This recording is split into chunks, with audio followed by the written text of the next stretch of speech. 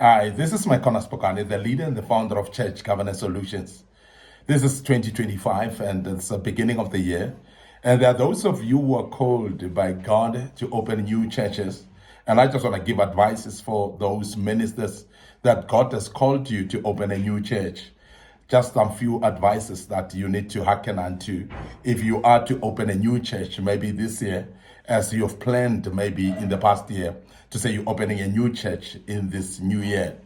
Now, these few tips may help you, and I hope that if you are listening to us right now and you implement them, you'll find them handy for yourself, you'll find them useful, and they will be useful for you going forward as you open a new church. Now, the first thing that I want to advise you to do is to make sure that you get blessing from your spiritual father. And this is very crucial and very important. And I know there are some of the new pastors that are full of the spirit, that are very excited that they're going to open their own churches, but yet most of them ignore this particular principle that when you are submitting under someone who's your spiritual father or a senior pastor where you are submitting, it is very, very important that you get what we call a blessing from the Father. Because if you're going to move along yourself and lead yourself into opening a church, you might actually miss the blessings that God has actually assigned for you. Because when God wants somebody to open up a ministry, God would always have a mentor or a leader or someone that God has anointed for you. Your own Moses, as you remember that Joshua had Moses actually to learn from. And he had to get the blessings from Moses in order to take over, to cross over Jordan and to cross over to the new land or to the promised land. And I want you to remember that as a principle because it's very important that many of you might ignore this particular principle that God has assigned for you, your own Moses. And your own Moses is carrying the blessings for you. And your own Moses is the one who can speak a word of blessing upon your life. And many times as we ignore this, we think that things will just go well. And I've seen people that have rushed and opened churches without the blessing of the Father, and they are running a church that is just not progressive. And most of those churches that they've opened are actually just running amiss in a way that nothing is happening at all. No quality Christians there that are growing and no numbers that are increasing there. Financially, that church just becomes very, very stagnant as well. And we have seen many churches that people have rebelled against their own fathers that have opened churches, and yet things are just not going well. And you think that something has terribly happened to you, they've bewitched you, or something has happened, is mainly because you walked away from the blessings that God has assigned to you through the Father, that you should have actually got blessings from them. So therefore, don't walk out of rebellion. If you are having issues with your senior pastor or maybe your father, go and ask forgiveness, and from there let them bless you as you go and open a ministry. That is very, very key, and we want to emphasize that. Secondly, it is very important that you ensure you got clear vision. And this is very key because many of the people open the churches because they just feel the power within them. They just feel like they're excited. They've been listening to other people preaching. They think that this is easy and they can do it. And some may find that because they're having finances, therefore it is not difficult to secure a place of worship, to secure a rental place where they can open up a church or buy a land from their own pocket. And they think that ministry then will be very easy. And I want you to understand that a ministry goes along with a vision.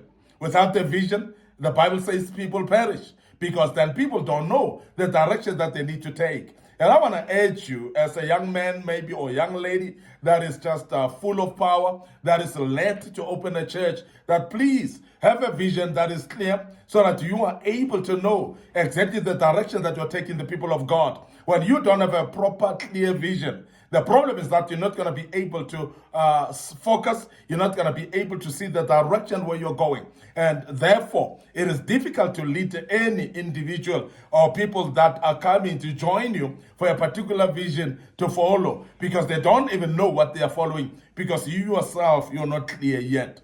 Now remember that the clarity of the vision, what it does, it gives you energy, it gives you focus, it drives you to be able to focus, and along the way as well, it will motivate you even when you feel like giving up. When you've got a clear vision, it always motivates you to continue in that regard. And I want to urge you to find your vision to be clear so that you can actually move on, knowing what the clarity of the vision and knowing exactly where the vision leads you. And that's very, very important.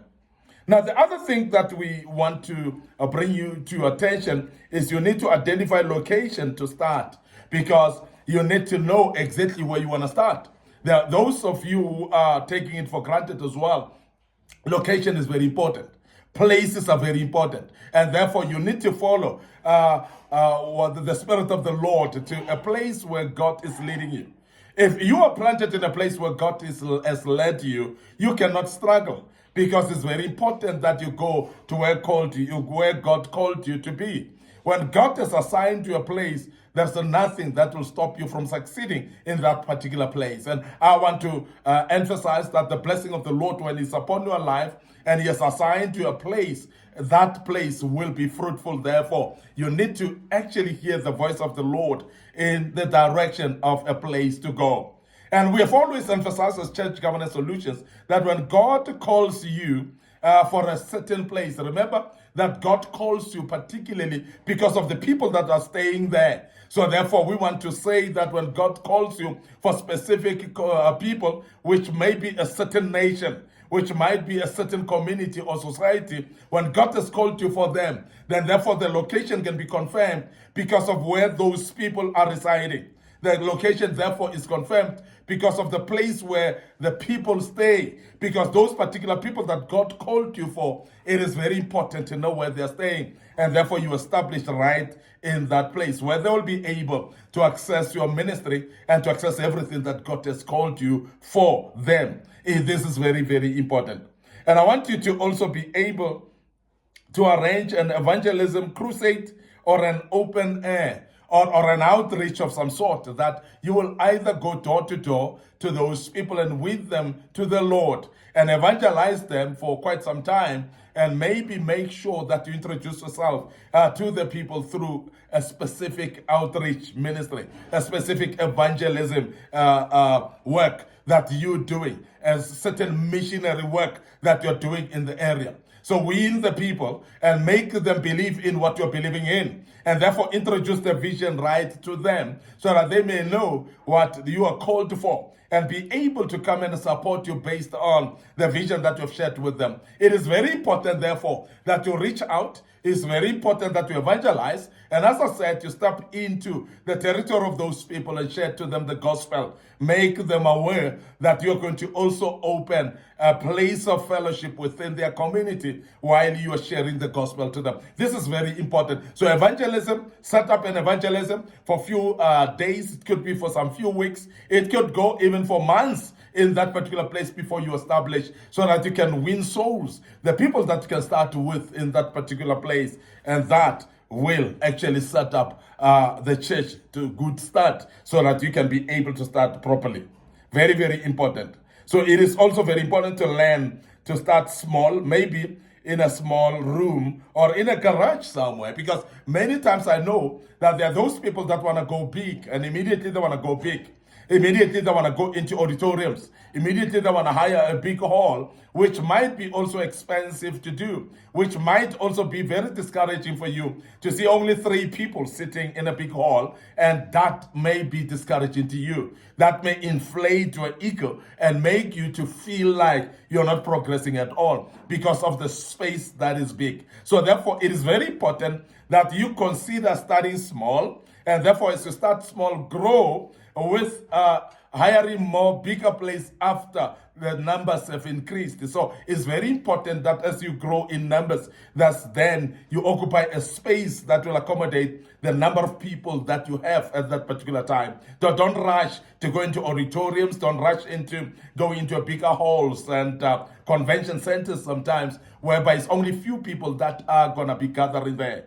Because also, as I said, it might be a bit more expensive because the people that you have may not be enough to finance that place. And some of you, I know, you are called and you've got money, and sometimes you've got some businesses to support you, but it's still very dangerous to start in a bigger place while you're having fewer people, as I've mentioned, that could be actual signaling discouragement and demotivation as well, based on the number of people in a bigger place. So please be careful of that and make sure that you go small in the beginning and grow gradually.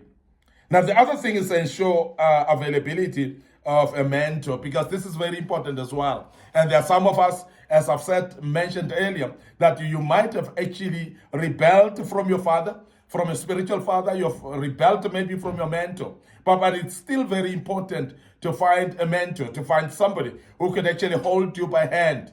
And I've always emphasized that there are those struggles that in ministry that you don't need to go through. When your mentor's gone through specific struggles, it is time for you to conquer those immediately, because you would have somebody who would actually guide you through the process of conquering those challenges. So therefore, there are some challenges that you don't need to go through, because your mentor would have gone through those challenges. So be careful actually that you need a mentor, because it's a very, very important to have a mentor from the word go. And when you've got a mentor, it's somebody who will advise you, somebody who's available, somebody who's actually within the proximity where you are, somebody that you can always give them a call, because they're just a phone call away. There are people that are just closer to you that could just drive there. You could just take a public transport to go to them. Very, very important. And they will be able to access you as well. And that's very key, that you've got a mentor who's having an interest in you as well. And that's very, very key. But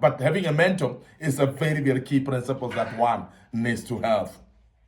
You need to schedule services and be consistent as you run those services, because that's very important as well. Set up times, know which day you want to fellowship, know which day will be for services as well, and schedule those services and be consistent with those times as well, because the more consistent you are, the more people that are within the vicinity will know what time is that church starting. Let it be the same time, and let it be the same place. Let it be consistently so that people can also invite others based on the time and the place where you're fellowshipping. And that's very key, that you become consistent, because when you are inconsistent, people will feel that you are a fly-by-night. You are not going to be there to stay. So please make sure that you're consistent, so that people, when they invite others, they can be sure that they will find you in the same place at the same time as well. I want to end up here today, your host, Micornus Phokane. I'm the leader and the founder of Church Governance Solutions. I hope that you gain a lot out of this. As some of you are opening churches this year, good luck. We wish you all the best. And if you need some support from us as well as Church Governance Solutions, we are available to extend our hands to help you and to be there to help you in putting up structures, in training your members and your leadership. And that will be very key for us, that we can assist you with. And that's what we specialize in. Before we check out right now, we want to remind you of our Facebook page, Micornus Phokane. So please make sure that you like that page, including the page Church Governance Solutions. Like those pages. Make sure that you click notification buttons as well. Very, very important that you do so. And you'll be notified when we have a video of that sort. Don't forget our TikTok account as well. And Micornus Phokane, you are welcome actually to like our TikTok account, like also our YouTube channel, and subscribe to it, and make sure that you share these platforms to other people that may be interested in listening to us as well. And we believe that you will never be the same, your ministry will never be the same. As Church Governance Solutions, we are restoring godly order in the house of the orderly God, and we believe that you shall learn and you shall contact us when you need help as well. May the good Lord bless you. Allow me to check out right here and say cheers for now.